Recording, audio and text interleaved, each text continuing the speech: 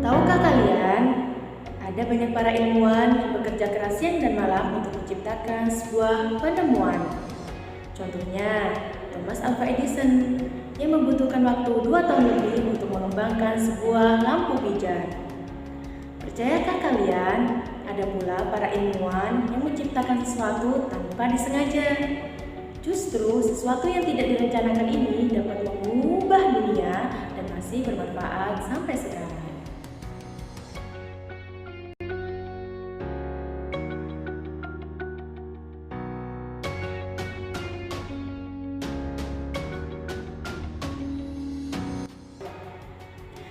Assalamualaikum adik-adik. Bertemu lagi dengan Kak Nur, fasilitator di Laboratorium Multimedia Pembelajaran FITK UIN Sunan Kalijaga.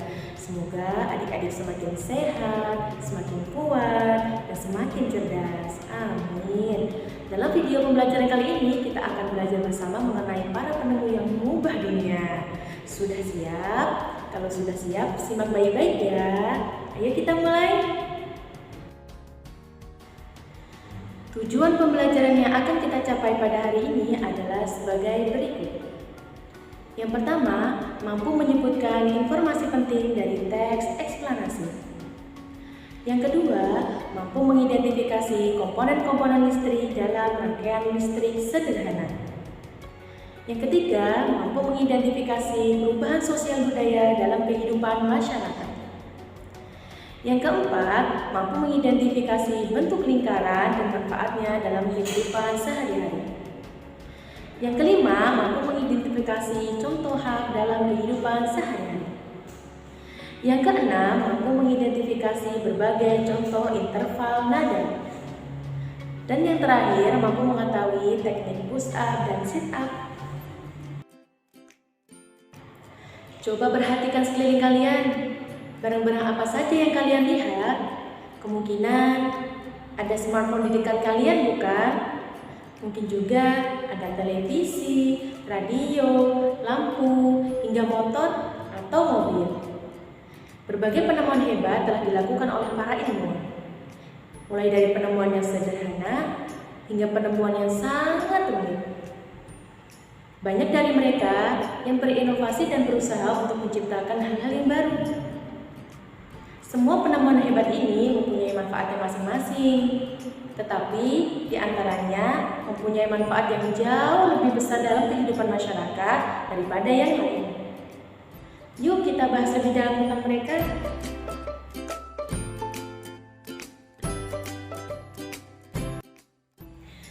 Teks eksplanasi adalah teks yang dibuat untuk menjelaskan proses terjadinya suatu peristiwa atau fenomena, baik fenomena alam maupun fenomena sosial secara ilmiah.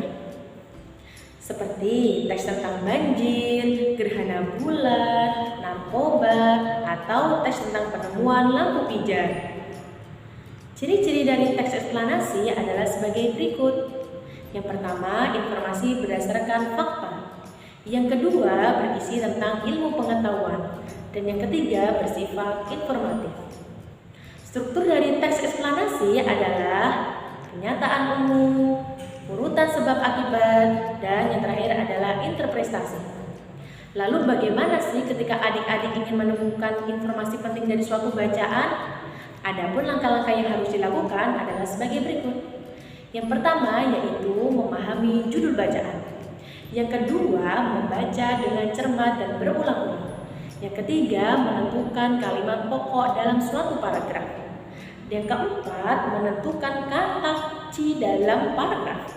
Yang terakhir, yang keenam, yaitu merangkum informasi. Nah, tentunya adik-adik sekarang sudah paham ya apa itu teks eksplanasi dan bagaimana cara menemukan informasi penting dari teks tersebut. Kira-kira orang pada zaman dahulu memanfaatkan cahaya apa ya untuk melaksanakan aktivitas mereka di malam hari sebelum adanya listrik? Hayo, siapa yang tahu? Ya, benar sekali. Orang-orang terdahulu memanfaatkan cahaya hanya seadanya saja, seperti lilin, lampu togo, Coba sekali adik-adik perhatikan di sekeliling rumah adik-adik pada waktu malam hari. Cahaya bersinar menerangi jalan, sekolah, bahkan rumah kita. Tahukah kalian siapa tokoh yang berhasil menemukan mesin pembangkit listrik? Dan bagaimana lampu-lampu di rumah kalian bisa menyala? Ada yang tahu? Ayo kita pelajari. Listrik telah membawa banyak perubahan bagi kehidupan masyarakat. Michael Faraday adalah tokoh penemu arus listrik. Dengan semangatnya pantang menyerah dan perjuangan keras, ia mampu membuat alat sederhana yang menghasilkan gelombang elektromagnetik. Tahukah kalian bagaimana perjalanan arus listrik hingga sampai ke rumah kalian? Ayo simak video ini baik-baik. Berawal dari proses arus listrik yang dihasilkan oleh generator raksasa di pusat pembangkit listrik. Kemudian, arus listrik tersebut disalurkan melalui jaringan tegangan tinggi melalui kabel pada menara di berbagai gardu daerah. Kemudian, dari gardu-gardu tersebut disebarkan ke rumah penduduk dan tempat yang memerlukannya. Setelah arus listrik sampai ke rumah, kemudian arus listrik tersebut disalurkan melalui rangkaian kabel listrik di rumah. Rangkaian listrik di rumah ada dua. Yang pertama yaitu rangkaian seri dan yang kedua adalah rangkaian paralel. Dilihat dari cara penggunaannya atau penyusunannya, rangkaian seri disusun dengan cara bersambung, sedangkan rangkaian paralel disusun secara berderet. Komponen listrik adalah bagian-bagian kecil pembentuk suatu rangkaian elektronik baik yang sederhana maupun yang rumit sehingga rangkaian tersebut bisa bekerja dengan baik. Komponen-komponen listrik ada 4. Yang pertama yaitu resistor, berfungsi sebagai pembatas arus listrik. Yang kedua adalah kapasitor, berfungsi untuk menyimpan muatan listrik sementara. Yang ketiga adalah induktor, berfungsi untuk menahan arus listrik. Dan yang terakhir adalah saklar, berfungsi untuk penyambung atau pemutus arus listrik.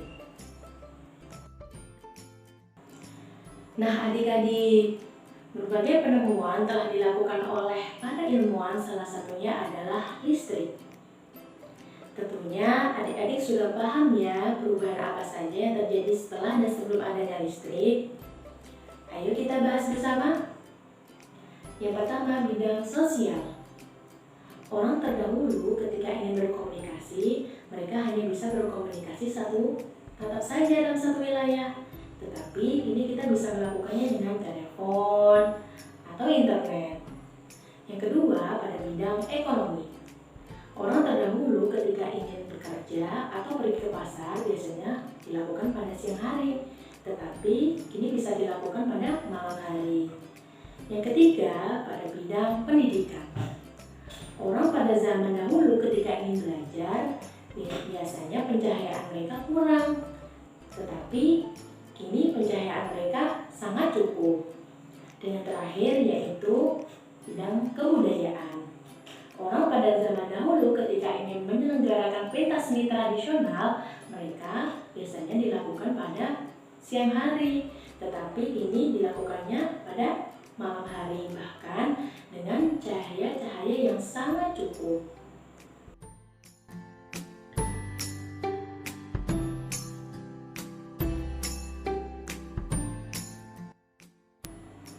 Pada pembelajaran sebelumnya, kalian telah mempelajari manfaat listrik dalam kehidupan sehari-hari. Dengan adanya listrik, kalian bisa menonton televisi, menyalakan radio, atau menyalakan lampu. Semua itu merupakan hal-hal yang berhak kalian lakukan. Lalu, apa sih itu hak? Hak adalah segala sesuatu yang memang seharusnya atau mutlak didapatkan oleh setiap orang. Setiap warga negara Indonesia berhak memperoleh pendidikan, menyampaikan pendapat, mendapatkan keamanan, serta mendapatkan kasih sayang dari lingkungannya. Coba adik-adik perhatikan benda-benda di dalam rumah kalian. Mereka yang berbentuk lingkaran. Lalu, mengapa benda-benda itu berbentuk lingkaran?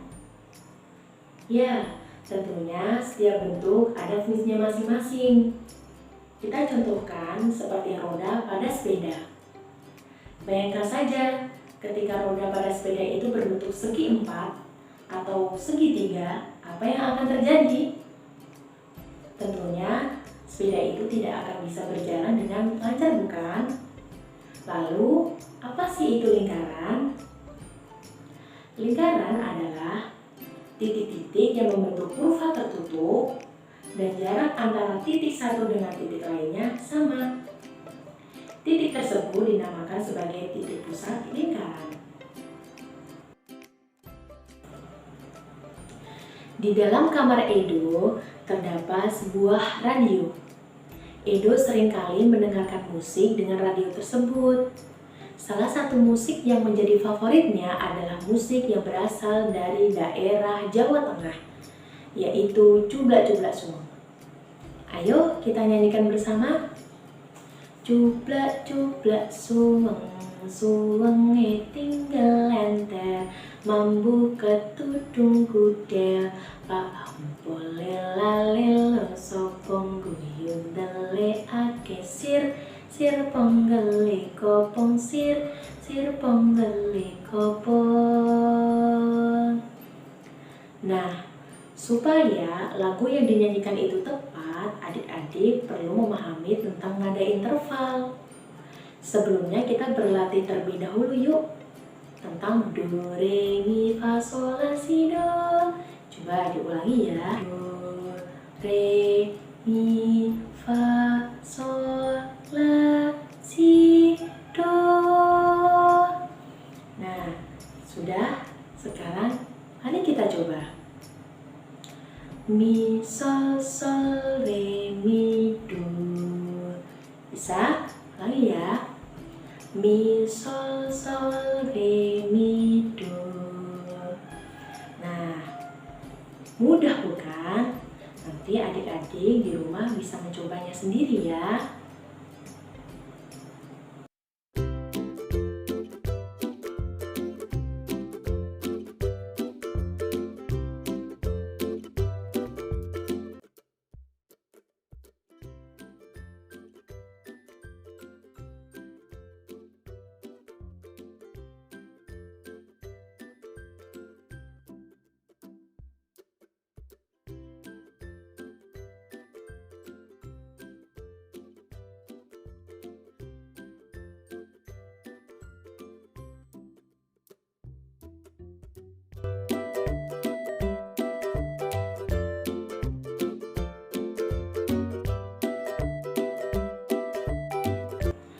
Pada pembelajaran sebelumnya, adik-adik telah mempelajari tentang definisi dari lingkaran dan manfaatnya dalam kehidupan sehari-hari.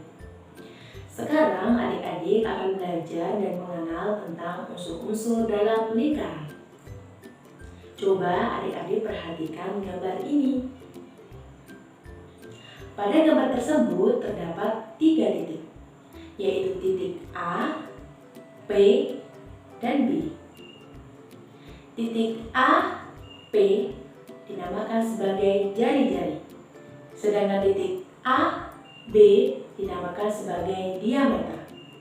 Lalu, apa hubungannya titik AP dan titik AB? Maka hubungannya adalah diameter sama dengan 2 dikali jari-jari.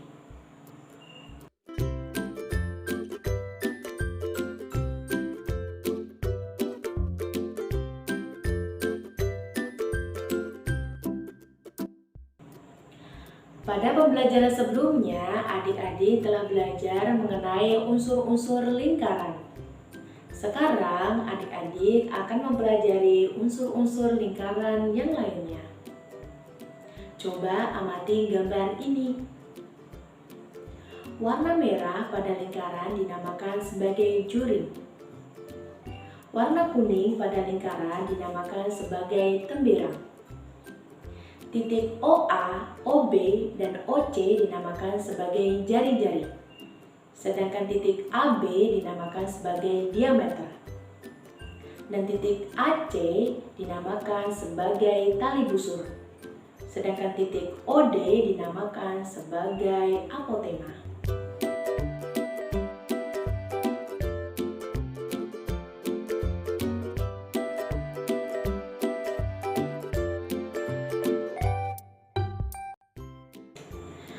Adik-adik sudah mengenal beberapa para ilmuwan yang dapat mengubah dunia.